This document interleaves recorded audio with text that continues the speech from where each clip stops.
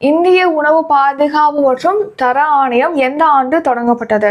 Answer option C, 2008ஆம் ஆண்டு. So பார்த்தீங்கன்னா FSSAI அப்படின்னு சொல்லுவோம். அதாவது food safety and standards authority of India தான் FSSAIயோட ஃபுல் ஃபார்ம். தமிழில் வந்து இந்திய உணவு பாதுகாப்பு மற்றும் தர ஆணையம். இது எப்போ தொடங்கப்பட்டது அப்படின்னா 2008ஆம் ஆண்டு தொடங்கப்பட்டிருக்கு.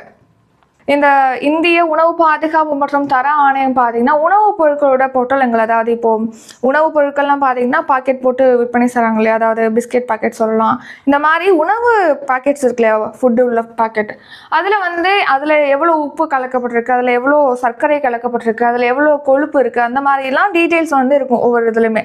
ஸோ இந்த மாதிரி எல்லா பொட்டலங்கள்லையுமே இருக்கணும். உணவு தொடர்பான உணவு அடைத்து வைக்கப்பட்ட எல்லா பொட்டலங்கள்லையுமே உப்பு, சர்க்கரை, கொழுப்போட அளவுகள் வந்து கட்டாயமாக இருக்கணும்னு சொல்லியிருக்காங்க. மேலும் அந்த தகவல் வந்து நல்ல பெரிய எழுத்துல